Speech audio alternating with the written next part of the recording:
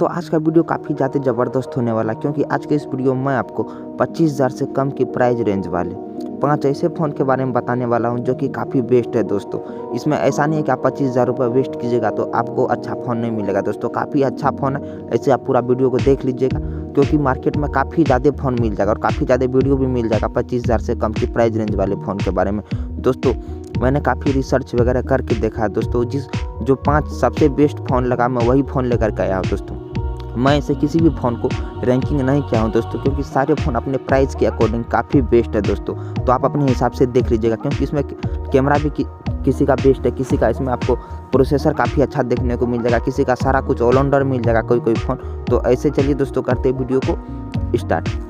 और इससे पहले बता दो दोस्तों कि आप लोग अगर अभी तक इस चैनल को सब्सक्राइब नहीं किए तो चैनल को सब्सक्राइब कर दो, ताकि ऐसे इंटरेस्टिंग फ़ोन से रिलेटेड वीडियो वगैरह मैं लाऊं तो सबसे पहले आप देख पाओ दोस्तों। तो चलिए दोस्तों करते हैं टॉप 5 नंबर की फ़ोन की बात। तो मैं टॉप 5 पे रखा हूँ, ऐसे बताने के लिए टॉप 5 4 क्या दोस्तों, बट अपने हिसाब से आप देख लीजिएगा कि आपको अगर कैमरा चाहिए होगा तो आप कैमरा पे ही फोकस कीजिएगा। अगर आप गेम के लिए ख़रीदना चाहते हैं तो गेम पे ही फोकस कीजिएगा कि किसका प्रोसेसर कितना अच्छा है दोस्तों। तो चलिए करते हो टॉप 5 नंबर का फ़ोन का बात। तो मैं टॉप 5 पे रखा हूँ OnePlus Nord 2 5G दोस्तों। ऐसे बता दूँ इसमें से कुछ फ़ोन 5G है और कुछ 4G फ़ोन मिल जाएगा दोस्तों।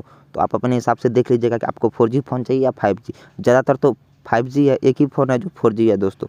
तो आपको बताते बताते मैं बता दूंगा कि 4G फ़ोन कौन है।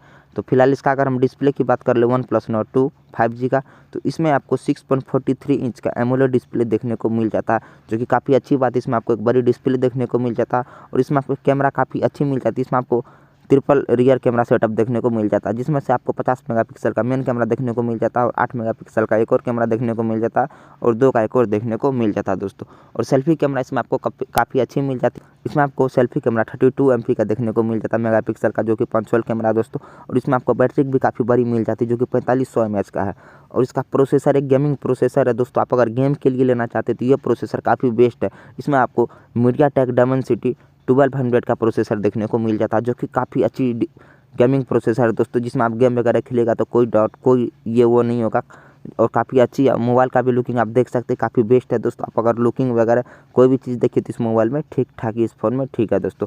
और आप अगर दोस्तों इसका 8+128 परचेज़ करते हैं तो आपको 26,999 रुपये की प्राइस रेंज में मिल जाएगा। ऐसे आप अगर दोस्तों सेल वगैरह भी तो चल रहा है, अगर इसमें आप खरीदिएगा तो कम की प्राइस रेंज में मिल जाएगी, 25,000 से कम की प्राइस रेंज में मिल जाएगी दोस्तों।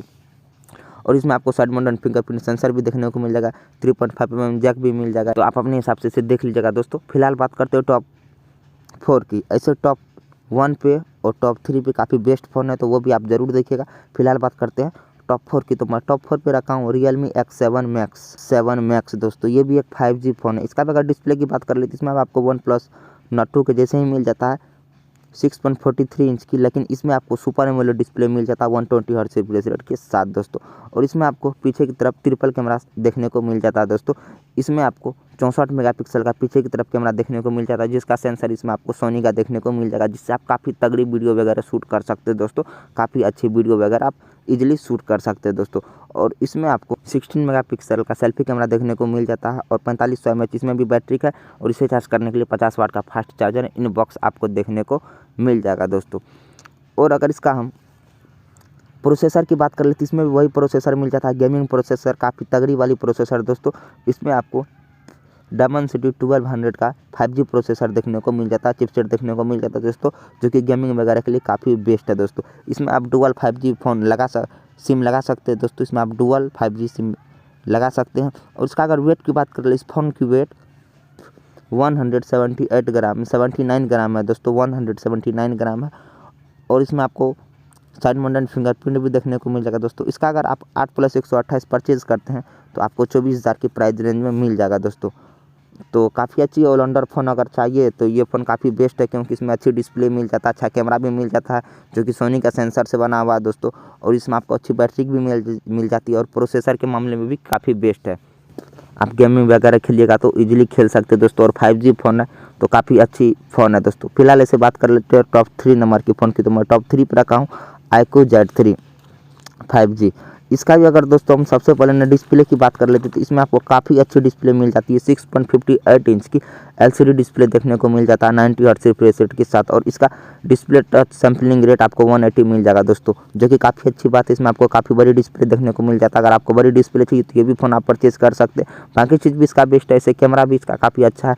इसमें आपको 3 कैमरा देखने को मिल जाएगा पीछे की तरफ दोस्तों, रियर साइड में। तो इसमें आपको मेन कैमरा 64 मेगापिक्सल का मिल जाएगा, जिससे आप 4K तक का वीडियो रिकॉर्ड कर सकते हैं 60 FPS पे। और इसमें आपको सेल्फी कैमरा 16 मेगापिक्सल का देखने को मिल जाता है। इसमें आपको बैटरी भी काफ़ी अच्छी मिल जाती है दोस्तों। इसमें आपको 4400 mAh की बैटरी देखने को मिल जाता है। और उसे चार्ज करने के लिए इनबॉक्स 55 वाट का फास्ट चार्जर देखने को मिल जाएगा दोस्तों। इसमें आपको क्वालकॉम स्नैपड्रैगन 768G का देखने को मिल जाएगा दोस्तों। अगर इसका अगर हम एमसीक्यू स्कोर की बात कर लेते हैं, इसमें 4.5 लाख इसका एमसीक्यू स्कोर है, जिससे आपको बैटरी बैकअप काफ़ी अच्छा देखने को मिल जाएगा दोस्तों। और इसका अगर इस फ़ोन की वेट की बात कर लेते हैं, इस फ़ोन की वेट 186 ग्राम है दोस्तों। इसमें भी आपको 3.5 mm जैक मिल जाएगा, टाइप सी मिल जाएगा। और इसमें आपको OS मिल जाएगा एंड्रॉयड 11 का।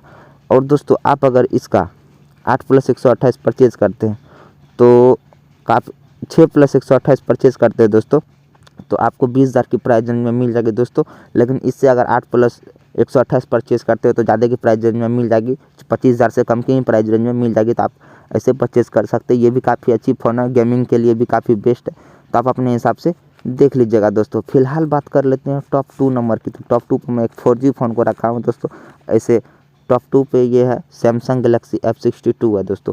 ये 4G फ़ोन है, फिर भी मैं इसको क्यों रखा हूँ ये भी मैं बताऊंगा दोस्तों, क्योंकि इसमें सारे कुछ बेस्ट मिल जाता है। गेमिंग प्रोसेसर मिल जाता है। और चलिए मैं बता दूंगा कि इसमें आपको क्यों मैं 4G फ़ोन को रहते हुए भी मैं इसको टॉप पे रखा है दोस्तों, टॉप 2 पे रखा है दोस्तों।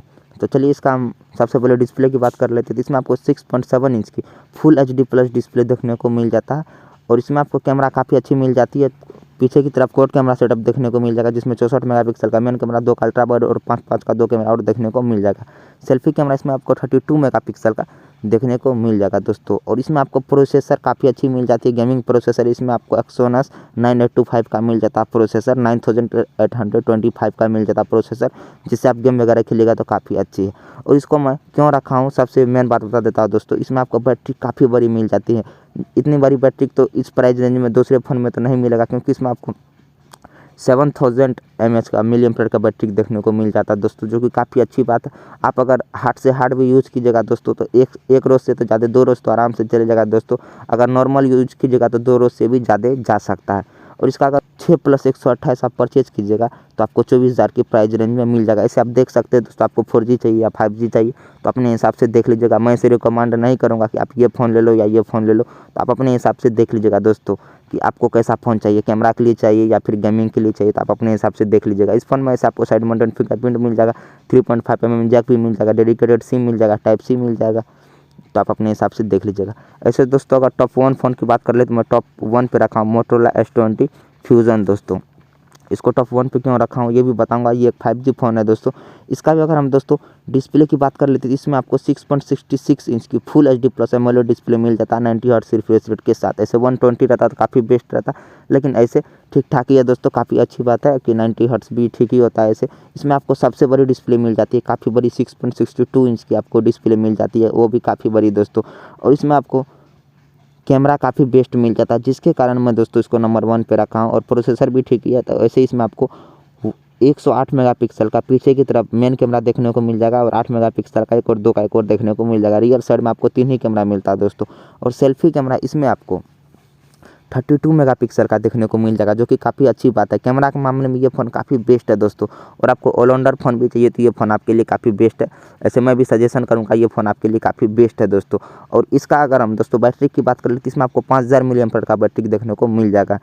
और इसमें आपको मीडियाटेक डायमेंसिटी 800U का प्रोसेसर देखने को मिल जाता है दोस्तों, जो कि गेमिंग प्रोसेसर है। गेम वगैरह इजीली खेल सकते हो, और कैमरा के मामले में भी बेस्ट है। आपको अगर बड़ी डिस्प्ले, बड़ी कैमरा या बड़ी बैटरी या गेमिंग प्रोसेसर वाले फ़ोन चाहिए तो भी ये फ़ोन आपके लिए काफ़ी बेस्ट है दोस्तों। और ये फ़ोन ऐसे 13 5G बैंड को सपोर्ट करता है, जो कि आने वाले टाइम में आपको कोई दिक्कत नहीं होगा, क्योंकि ये 13 5G बैंड को सपोर्ट करता है। इसमें आपको साइड माउंटेड फिंगरप्रिंट सेंसर भी देखने को मिल जाएगा, 3.5 mm जैक भी मिल जाएगा दोस्तों। आप अगर इसका 6+128 परचेज़ करते हैं तो आपको 21,000 की प्राइस रेंज में मिल जाएगी। ऐसे आप अगर इससे आगे 8+128 या फिर 8+256 परचेस करते हैं तो आपको थोड़ी ज़्यादा लग जाएगी, लेकिन 25,000 से कम की ही प्राइस रेंज में आपको मिल जाएगा दोस्तों। तो आप अपने हिसाब से देख लीजिएगा। ऐसे मैं अपना रिकमेंड बता देता हूँ दोस्तों कि आपको अगर अच्छी ऑलराउंडर फ़ोन चाहिए तो यही ले लीजिएगा, मोटोरोला X20 फ्यूजन, जो कि ऑलराउंडर फ़ोन है दोस्तों। ऐसे आप Realme X7 भी ले सकते हैं, ये भी एक टाइप से ऑलराउंडर फ़ोन है। बाकी सारे फ़ोन भी बेस्ट ही है दोस्तों, लेकिन आप अपने हिसाब से देख लीजिएगा दोस्तों। अगर आपको समझने में दिक्कत हो गई होगी तो आप फिर से इस वीडियो को देख लीजिए दोबारा। लेकिन आपको अगर कैमरा या फिर प्रोसेसर जो भी चीज़ बेस्ट चाहिए दोस्तों, उस पे आप खास करके फोकस करके देख लीजिएगा कि आपको वो चीज़ बेस्ट लग रही है तो ही आप परचेज़ कीजिएगा दोस्तों। उम्मीद करते हैं कि इस वीडियो से आपको काफ़ी ज़्यादा हेल्प मिली होगी फ़ोन वगैरह परचेज़ करने में। और आप लोग अगर इसी तरीके का इंटरेस्टिंग वीडियो देखना चाहते हैं तो इस चैनल को सब्सक्राइब कर दीजिएगा। मिलते हैं एक और इंटरेस्टिंग वीडियो के साथ, तब तक के लिए बाय बाय, टाटा, जय हिंद, टेक केयर।